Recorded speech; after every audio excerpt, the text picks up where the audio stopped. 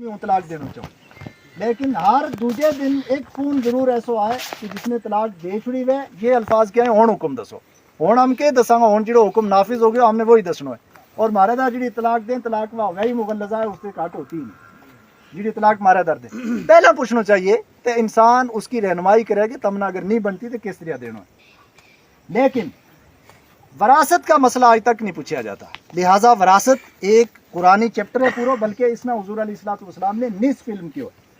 अदो इल्म इंसान को जिंदगी में, अदो मरण दे बाद, तो निस्फ इल्म ऐसा है जिसका बारे में हमका कोई परवाह नहीं करता, कोई पूछता ही नहीं। लिहाजा वरासत का बारे में मसाइल पूछना चाहिए, और कुरान ने जी तकसीम की है उसके मुताबिक तकसीम जी है हमारी हो जानी चाहिए। एक चीज़ और है, वह भी उसकी भी वजाहत कर दूँ, जिसना हिलाए इसकात की हो जाए, बड़ी अहम है। नमाज टाइम चलो 2-3 मिनट में ये वजाहत कर छोड़ो, जबरदस्ती तकरीर नहीं कहने, टाइम नहीं हो 3 बजे को टाइम दिता हो तो उसी टाइम पर हिलाए इसकात चीज़ के है, पहले यह समझनी है।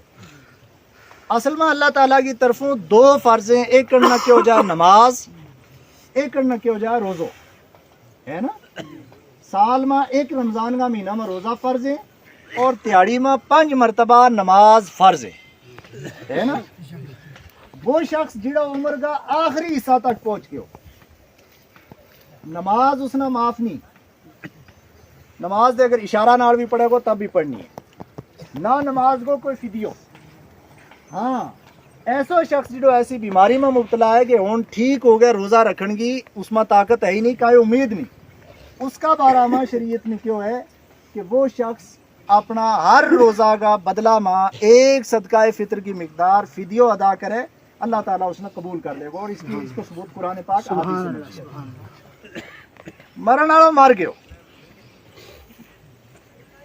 अब एक तसव्वुर ऐसा था कि वो शख्स जो शेख फानी है, 90 साल को बलेड जो रोज़ा रख ही नहीं सकता, आम बीमार नहीं, उसका बारे में ये हुक्म है कि वो रोज़ा को फिदियो दे।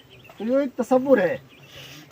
फुक़हा किराम ने कहो कि एक शख्स चलन वाला चले गयो, उसके जिम्मे थी नमाज, नमाज उसके जिम्मे कुछ कर्ज थी, नमाज अल्लाह ताला को कर्ज है, ठीक है ना। तब ने हिसाब लायो कि 10 दिन की इसकी नमाज जी है कज़ा हुई हुई है। कभी कभी ऐसा हुआ है कि एक शख्स बड़ो नमाजी है, तम समझ लगा यो 5 वक्त की नमाज पढ़े, लेकिन 10 दिन वो बेचारो ऐसी सिचुएशन में थारे सामने अस्पताल में रहो कि एक नमाज भी नहीं पढ़ सकियो। अब तुमने चंगो पलो पता है कि 10 दिन की इसकी नमाज जी कज़ा हुई नहीं है नहीं।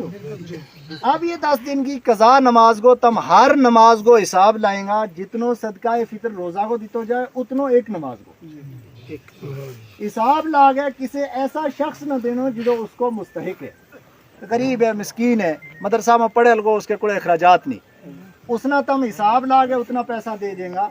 अब इबारत आई है उसूल शाशी की, युरजा आई युगफर लहू, उम्मीद है कि अल्लाह ताला नमाज़ों का बदला में इसने कबूल करके बख्श दे।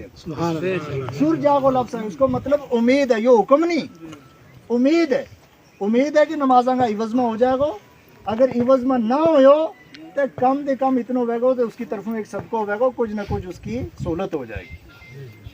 अब इसना हमने समझ लिया हिला इसकात में एक दूसरा तरीका ना, एक कुरान शरीफ ले आ, कुरान शरीफ के नाम कोई पैसा रख लिया, एक बाज़ाब्ता एक दायरा बना लिया, पहला एक शख्स न दिया, वो क्या मैं हिला इसकात कबूल कर लियो, मुड़ के वो दूजा न दे, यो एक हिलो कराम। इसमें फुक़हा किराम रखेंगे कुरान शरीफ ना नहीं रखना चाहिए।